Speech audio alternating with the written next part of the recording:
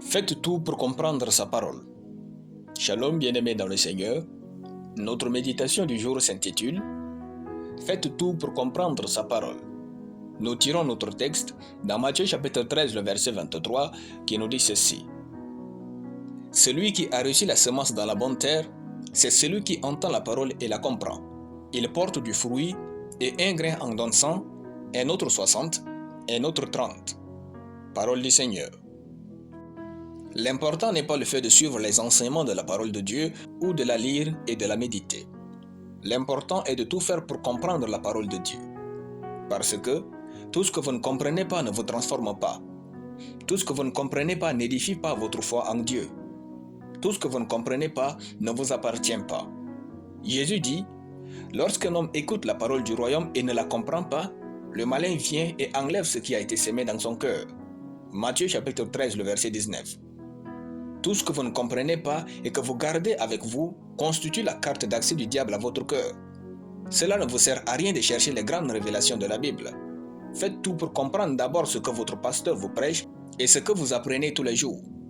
Rassurez-vous de comprendre la parole de Dieu, c'est ce que vous comprenez que Dieu va utiliser pour vous changer et vous bénir. Ouvrez donc votre intelligence à la parole. Notre verset du jour relate que celui qui entend la parole de Dieu et la comprend, il porte du fruit. Vous devez comprendre ce que vous entendez. Ne consacrez pas du temps à écouter quelque chose pour être plus ignorant, mais instruit. Cherchez la compréhension de la parole.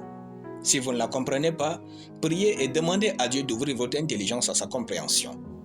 Parce que votre productivité dans la vie, votre succès, votre prospérité dépendent totalement et uniquement de ce que vous comprenez et non de ce que vous entendez de la parole de Dieu.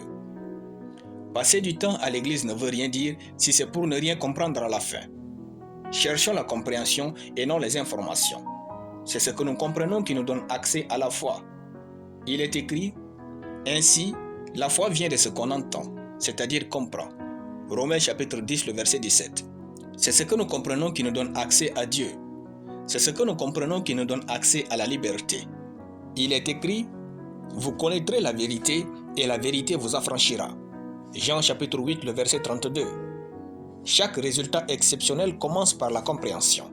Sans la compréhension, nous ne valons pas plus que les morts. Il est temps de poursuivre la compréhension de la parole de Dieu. Comprendre fait grandir notre foi. Alléluia. Nous allons prier. Tendre Père, je bénis ton nom pour ta parole dans mon cœur. Je déclare que je possède la compréhension de la parole de Dieu, ce qui fait grandir ma foi, mes capacités, au nom de Jésus. Amen.